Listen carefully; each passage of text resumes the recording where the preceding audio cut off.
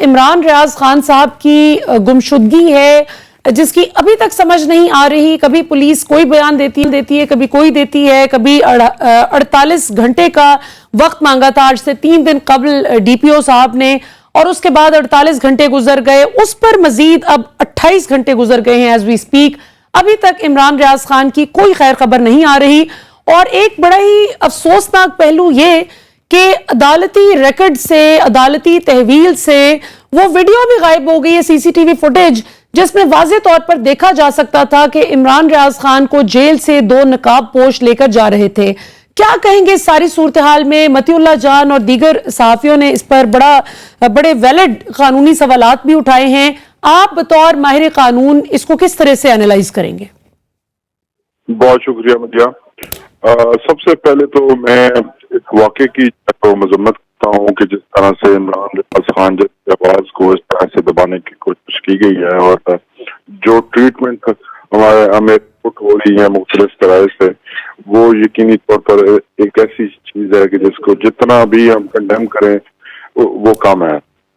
और आप बात है इस केस की तरफ पर्टिकुलरली, तो ये जो इस वक्त आप देखते हैं कि हर तरफ यही कुछ हो रहा है कि पॉलिटिकल वर्कर्स को और साथियों को और जो इंडिपेंडेंट आवाजें हैं उनको इस तरह से गायब करने की कोशिश की जा रही है। ये मैं समझता हूँ कि इस ट्रेंड को खत्म होना चाहिए, क्योंकि ये सब लोग वतन पाकिस्तानी है और पाकिस्तान से मोहब्बत करना कोई जुर्म नहीं है।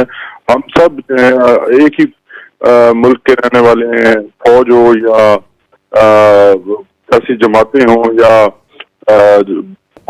साफी हो, ये सब पाकिस्तान के चाहने वाले हैं और एक अपने एक पॉइंट ऑफ व्यू है। इसमें डिफरेंस ऑफ ओपिनियन होना ये एक अच्छी मुआशरे की एक निशानी है। अब आप अगर इसके ऊपर आप लोगों को उठाएंगे और इस तरह से उनके ऊपर तशद्दुद करेंगे तो इससे कोई अच्छा मैसेज नहीं जाएगा। आपकी सोसाइटी में जो इंडिपेंडेंट आवाजें हैं ये आपके मुस्तकबिल की जमानत देती हैं कि आपका मुस्तकबिल रोशन है, लेकिन हम देखते हैं कि एक ऐसी जिद या अनाज, पता नहीं उसके पीछे क्या वजूहात, जो भी वजूहात हैं, लेकिन इससे मुल्क की जड़ें हैं वो कमजोर हो रही हैं। कानूनी तौर पे क्या कर सकते हैं इमरान रियाज खान इस वक्त? कानूनी तौर पर उनकी जो टीम है, जो वकला की टीम है, आप बतौर माहिर कानून, क्योंकि जाहिर है मैं खुद भी पर्सनली बहुत ज्यादा कंसर्न्ड हूं कि हमारे फेलो जर्नलिस्ट हैं, ये सीनियर जर्नलिस्ट हैं, हमने इनसे बहुत कुछ सीखा है। और पर्सनली जब भी मुझे अपने करियर में कभी भी कोई मुश्किल पेश आई है, किसी ने मुझे मेरे नजरियात की वजह से अगर हरास करने की कोशिश की है, तो इमरान रियाज खान, अरशद शरीफ, ये लोग तो चट्टान की तरह खड़े होते थे हमारे आगे। तो आज जब ये मुश्किल में है तो हम उनके लिए क्या कर सकते हैं? जबकि वो कोई जुर्म नहीं कर रहे थे, वो कोई एंटी स्टेट गुफ्तगू नहीं कर रहे थे, वो कोई मुल्क को नुकसान पहुंचाने की कोशिश नहीं कर रहे थे। वो तो ये बात की जाती है कि जी पीटीआई के बहुत हामी है।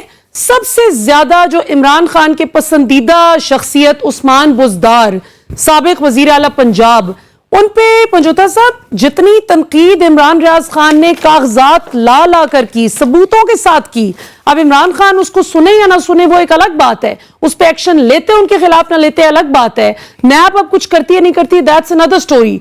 लेकिन इमरान रियाज खान ने तो अपनी पूरी सहाफती ईमानदारी के साथ अपनी जिम्मेदारी निभाई। What can we do for him as a nation? देखिए जी, आप बिल्कुल ठीक फरमाते हैं। इमरान रियाज खान एक इंडिपेंडेंट सहाफी है और जहाँ पे उन्होंने देखा कि पीटीआई गलत है, उन्होंने पीटीआई को गलत कहा। जहाँ उन्होंने देखा उस्मान बुज़दार गलत है, उन्होंने उस्मान बुज़दार को गलत कहा। यहाँ पे परवेज इलाही गलत उनको लगे, उन्होंने परवेज इलाही को भी, आपको याद होगा कि रिसेंटली जो हुकूमत खत्म हुई है इसमें परवेज इलाही साहब और मोहन इलाही साहब और इनके दरमियान एक ट्विटर के ऊपर वॉर भी चलती है। बिल्कुल, तो चीजें आपको शो करती हैं कि वो कोई इस तरह नहीं है कि पीटीआई के नजरियाती वर्कर हैं या पीटीआई के साथ उन्होंने कोई पौधा ले लिया हो या उनके पैनल पे आ गए हो। नहीं, बात ये कि अगर मौजूदा हुकूमत को क्रिटिसाइज किया तो इसमें कोई अदा किया है। अब यहाँ पे हम सबकी जिम्मेदारी है ये कि अगर उनके साथ कोई ज्यादती है हो रही है उसके खिलाफ आवाज उठाएं। और सबसे इम्पोर्टेंट चीज ये है कि कानूनी तौर पर अगर आपको किसी मुकदमे के अंदर वो वांटेड हैं तो आप उस मुकदमे को सामने लाएं, उस मुकदमे के मुताबिक उनके खिलाफ अगर कोई कानूनी कार्रवाई करनी है तो वो करें, क्योंकि कानून के मुताबिक अगर किसी सरकारी इदारे ने उनको अरेस्ट किया है, तहवील में लिया है, तो फिर विद इन 24 आवर्स आपने उसको सामने लाना है। अगर एमपीओ के तहत आपने उसको बंद किया हुआ है तो आप एमपीओ के तहत बताएंगे कि आपने उसको डिटेन किया हुआ है, कौन से डिस्ट्रिक्ट जो आपके कमिश्नर हैं उसके ऑर्डर से इनको आप बंद करके बैठे हुए हैं। तो ये सारी चीजें हमें देखनी है। और सबसे इम्पोर्टेंट चीज ये है कि जब आप कानून के ऊपर अमल दरामद करवाएंगे, रूल ऑफ लॉ की बात करेंगे, तो सबके लिए बराबर होगा और सबके लिए एक्सेप्टेबल होगा। मैं समझता हूं कि अगर उनके ऊपर कोई मुकदमा बना हो और उस मुकदमे में उनकी गिरफ्तारी हुई हो तो आप और मैं यहाँ पे बैठकर ये गुफ्तगू कभी भी ना कर रहे हो। हम उस देखें, फिर उसके बाद वो फिर कानून का मामला है, तो पुलिस का मामला है और वो इन इदारों के ऊपर आ जाता है और फिर उसके बाद जुडिशरी भी मौजूद है। अगर उनके खिलाफ एविडेंस प्रोसिक्यूशन के पास होगा तो उनको सजा होगी, अगर प्रोसिक्यूशन के पास कोई एविडेंस ना हुआ तो उनकी क्लीन इक्विटल होगी। तो ये चीजें जो है इनके लिए आवाज उठाना हम सब की जिम्मेदारी है कि एटलीस्ट जो आइन हमें ये प्रोवाइड करता है कि everyone should be treated according to the law, तो यहाँ पे लॉ जो है वो वायलेट हो रहा है। तो हम हमारी जिम्मेदारी इमरान रियाज खान एक किरदार के लिए नहीं है, हमारी जिम्मेदारी इस कानून के लिए है। बिल्कुल ठीक। कानून के ऊपर अमल दरामद हर सूरत लाजमी है, वो होना चाहिए। बाकी कुछ हो ना हो, कानून उसके कॉन्सिक्वेंसेस जो भी हैं, कानून को जो है वो वायलेट नहीं होना चाहिए। बिल्कुल सही।